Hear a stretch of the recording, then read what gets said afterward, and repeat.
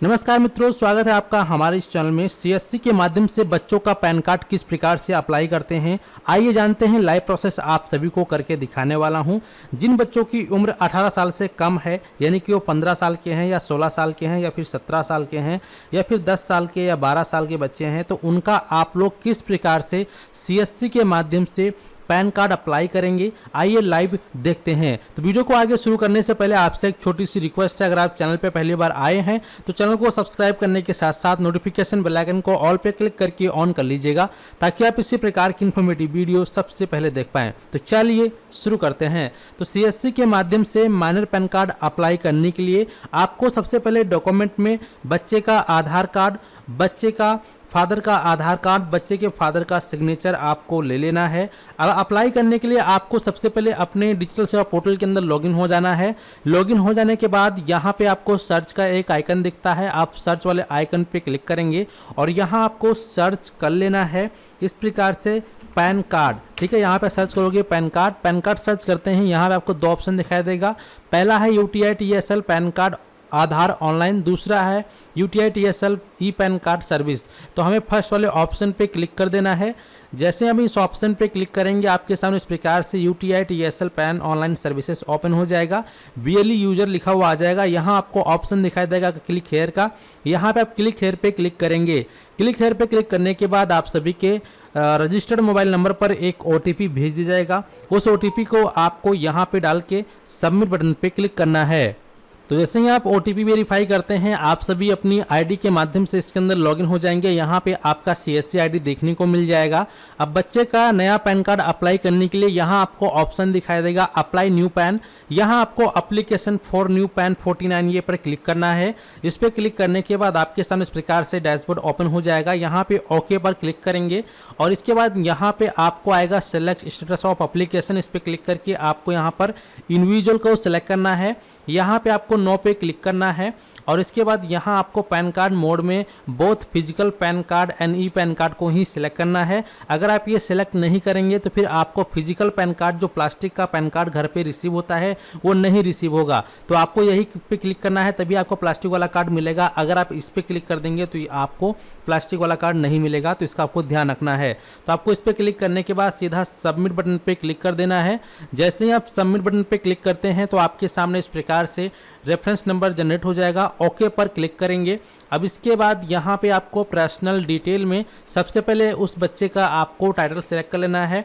अगर वो लड़की है तो यहाँ पे आप कुमारी लगाएंगे, अगर वो लड़का है तो यहाँ पे श्री लगाएंगे, क्योंकि आप माइनर का पैन कार्ड अप्लाई कर रहे हैं। तो यहाँ पे चलिए क्लिक करने के बाद अब उस बच्चे का जैसा आधार कार्ड में नाम है तो उसका फर्स्ट नेम यहाँ डालना है, लास्ट नेम आपको यहाँ डालना है और मिडिल नेम कोई है तो यहाँ डालेंगे।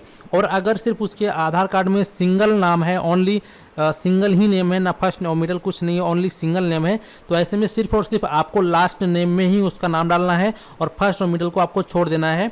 इसके बाद जो भी नाम आप यहाँ पे डालेंगे, जैसे कि एग्जांपल के लिए मैं यहाँ पे इस प्रकार से डाला हूँ, तो यहाँ पर ये नाम यहाँ पे आ जाएगा।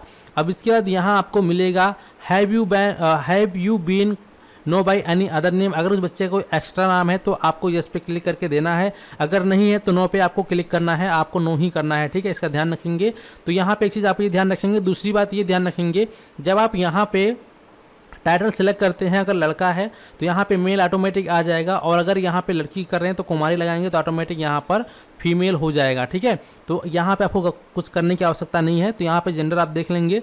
अब इसके बाद उस बच्चे का जो भी जन्म तिथि है, डेट ऑफ बर्थ है, वो डेट ऑफ बर्थ आपको यहाँ पे टाइप कर देना है।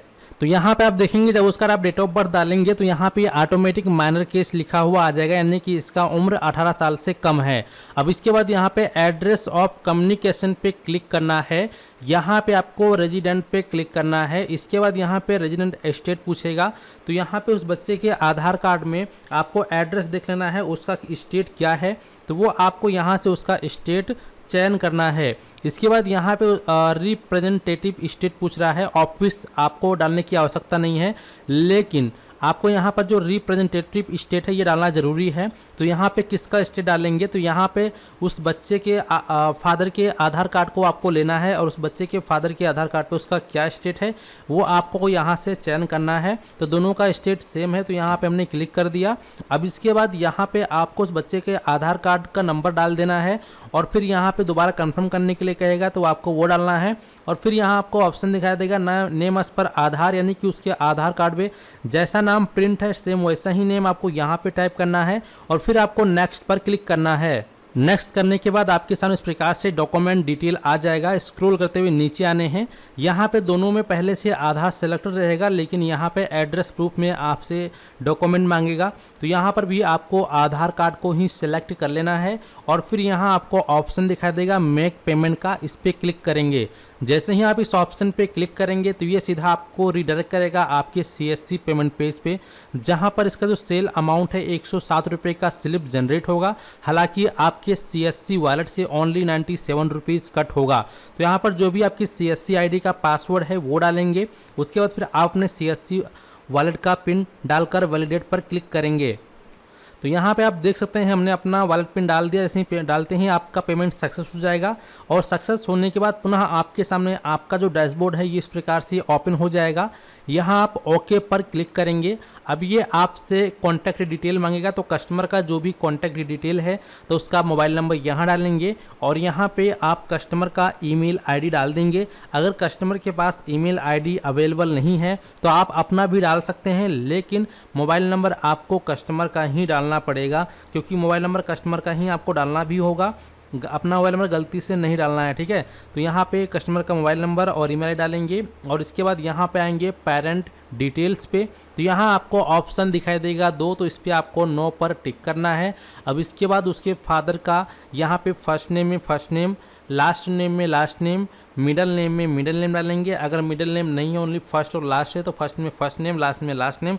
और अगर ओनली सिंगल नेम है उसके आधार कार्ड में, उसके फादर के आधार कार्ड में, तो फिर ओनली उसका जो सिंगल नेम है वो आपको लास्ट नेम में ही टाइप करना है। अब इसके बाद फिर आपको करना कुछ नहीं है, यहाँ पे सीधा नेक्स्ट ऑप्शन पर क्लिक करना है।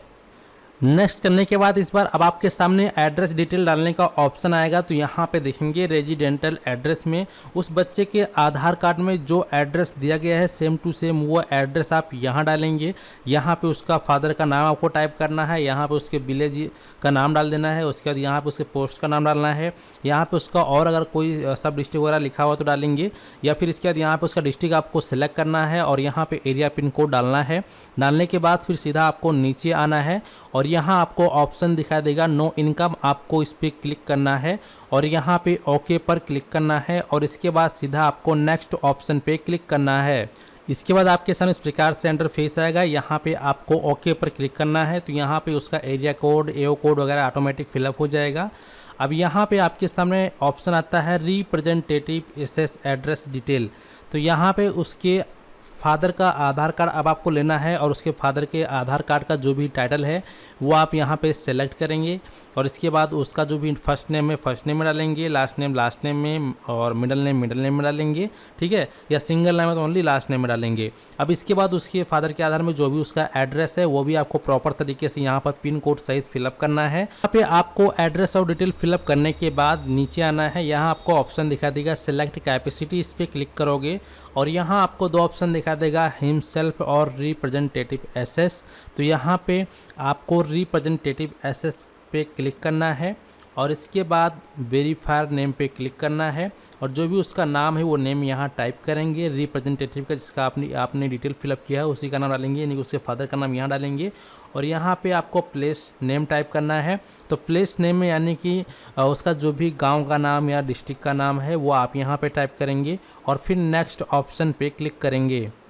इसके बाद आपके सामने इस प्रकार से ऑप्शन आएगा डॉक्यूमेंट अपलोड करने का। नीचे आओगे स्क्रॉल करते हुए तो यहाँ पे सीधा आपको सबमिट पे क्लिक करना है। यहाँ आपको कुछ फ़ोटो के डॉक्यूमेंट्स के साइज़ के बारे में बताए गए हैं। हालांकि अगर आपको फ़ोटो का सिग्नेचर का साइज़ बनाना नहीं आता है तो आप लोग बिना फ़ोटो का साइज़ और सिग्नेचर बनाए भी डॉक्यूमेंट अपलोड कर सकते हैं, वो आगे मैं आपको दिखाने वाला हूँ। तो यहाँ पे सबसे पहले आपको सबमिट पे क्लिक करना है। जैसे ही आप यहाँ पे सबमिट बटन पे क्लिक करते हैं तो आपका एप्लीकेशन सफलतापूर्वक इस प्रकार से जनरेट हो जाएगा। यहाँ पर आपका फॉर्म 49 ये फॉर्म स्लिप आएगा। इस स्लिप को प्रिंट करके आपको रख लेना है, कस्टमर को प्रोवाइड कर देना है। साथ ही साथ आप इसे स्क्रॉल करते हुए थोड़ा सा नीचे आएंगे तो यहाँ आपको ऑप्शन दिखाई देगा डाउनलोड पीडीएफ फॉर्म, इस पर क्लिक करोगे। क्लिक करने के बाद ये आपके ब्राउज़र में यहाँ पे डाउनलोड होने लग जाएगा और फिर आपको इसको प्रिंट आउट निकाल लेना है। ये 2 पेज का होता है, ठीक है। और इस पे फिर आपको बच्चे का फ़ोटो चिपका देना है और उसके फादर का सिग्नेचर आपको 3 जगह करवाने हैं। 2 सिग्नेचर आपको फ़ोटो के नीचे करवाने हैं और 1 सिग्नेचर आपको जो सेकंड पेज है वहाँ पे नीचे ऑप्शन होता है वहाँ पे आपको करवा लेने हैं। हमने डॉक्यूमेंट को रेडी कर लिया है, जैसा कि आप लोग देख सकते हैं। इस प्रकार से यहाँ पे बच्चे का आपको फ़ोटो चिपका देना है, उसके फादर से आपको सिग्नेचर करवा लेना है कि जहाँ पे हमने करवाया हुआ है। और फिर इसका जो सेकंड पेज होता है, सेकंड पेज पर भी आपको यहाँ पर सिग्नेचर करवा लेना है। और फिर इसी दोनों पेज में ही आपको बच्चे के आधार कार्ड और बच्चे के फादर का आधार कार्ड आपको अटैच करना होगा। तो यानी कि आपको एक ही पीडीएफ में चारों पेज को अटैच करना है। आपका ये 2 पेज हो जाएगा, 2 और आप गूगल से ऑनलाइन मर्ज कर लेंगे तो आपका एक ही पीडीएफ में चारों पेज हो जाएगा। जैसे कि आप देख पाएंगे हमारे इसमें 4 पेज हैं, यहाँ पर देख सकते हैं। ये पहला फॉर्म है, इसका ये दूसरा फॉर्म है, ये बच्चे का आधार कार्ड है और ये बच्चे के फादर का आधार कार्ड है, ठीक है। यानी डॉक्यूमेंट हमारे पास रेडी है और डॉक्यूमेंट का जो साइज है वो 2 MB के अंदर होना चाहिए, 2 MB से कम होना चाहिए, ठीक है। तो अब आपको अपलोड करना है, तो अपलोड करने के लिए दोबारा से आपको अपने UTI इसमें लॉगिन होना है। लॉगिन होने के बाद अप्लाई न्यू पैन पे क्लिक करने के बाद यहाँ आना है अपलोड डॉक्यूमेंट पे। जैसे इस पर आप क्लिक करोगे तो क्लिक करने के बाद आपके सामने इस प्रकार से जो भी आपने पैन अप्लाई किया था उसका पूरा नाम देखने को मिलेगा, उसका एप्लीकेशन नंबर देखने को मिल जाएगा, उसके फादर का नाम देखने को मिलेगा। यहाँ आपको अपलोड करने के 2 ऑप्शन है, पहला है अपलोड और दूसरा है क्रॉप एंड अपलोड। तो अगर आपको फ़ोटो और सिग्नेचर का साइज बनाना आता है, जैसा कि बताया गया था, यहाँ पे साइज़ देख सकते हैं फ़ोटो सिग्नेचर का, अगर ये साइज़ बनाना आता है तो आप ये अलग अलग बनाकर अपलोड पे क्लिक करके उसका फ़ोटो सिग्नेचर और डॉक्यूमेंट अपलोड कर देंगे। ये अलग अलग अपलोड करने होते हैं। और अगर आपको फ़ोटो और सिग्नेचर का साइज़ बनाना नहीं आता, जैसे कि मुझे भी बनाना नहीं आता है, अगर आप भी मेरी तरह ही बनाना नहीं चाहते हैं तो सीधा आपको क्रॉप एंड अपलोड पे क्लिक करना है। इस पर क्लिक करने के बाद आपके सामने इस प्रकार से डैशबोर्ड आएगा। यहाँ पे ब्राउज पे क्लिक करेंगे और जो डॉक्यूमेंट अभी आपने स्कैन किया था उसको आप इस प्रकार से सेलेक्ट करेंगे, ओपन पर क्लिक करेंगे और यहाँ पे अपलोड पीडीएफ फाइल पर क्लिक करेंगे। जैसे ही आप यहाँ पे अपलोड पीडीएफ फाइल पे क्लिक करेंगे तो कुछ सेकंड का टाइम लेगा, या आपके इंटरनेट पर निर्भर करता है। इस प्रकार से आपका चारों पेज यहाँ पे अपलोड हो जाने के बाद आपको यहाँ पर सिग्नेचर अपलोड करने हैं, तो इसलिए आपको सेकंड फॉर्म को सिलेक्ट करना है। सेकंड फॉर्म को सिलेक्ट करने के बाद नीचे आओगे, यहाँ आपको ऑप्शन दिखाई देगा आपका ये सिग्नेचर का, और ये आपका माउस देखेंगे कि आपका ये प्लस का आइकन बन चुका है। तो इसी प्रकार से यहाँ पर रखेंगे और अपने माउस का राइट साइड दबाएंगे और इस प्रकार से फिर ये क्रॉपिंग मोड में इनेबल हो जाएगा। अगर आपको लगता है कि यहाँ पे आपका नाम कट रहा है, अक्षर कट रहा है, तो दोबारा से आप जो है इसको इस प्रकार से खिसका सकते हैं और इस प्रकार से खिसका सकते हैं। दोबारा से भी आप क्रॉप कर सकते हैं। और अगर आपको लगता है कि आपने सब कुछ एकदम सही तरीके से क्रॉप कर लिया है तो आपको अब करना क्या है, यहाँ पे ऑप्शन है क्रॉप इमेज, इस पर क्लिक करोगे और इसके बाद ये वाला यहाँ पे साइन आ जाएगा, इसको उठा के इसमें डाल देने हैं और यहाँ पे अपलोड सिग्नेचर पर क्लिक कर देना है। जैसे ही अपलोड सिग्नेचर पे क्लिक करेंगे आप देख सकते हैं आपका जो डॉक्यूमेंट है सक्सेसफुली सबमिट हो चुका है, अपलोड हो चुका है।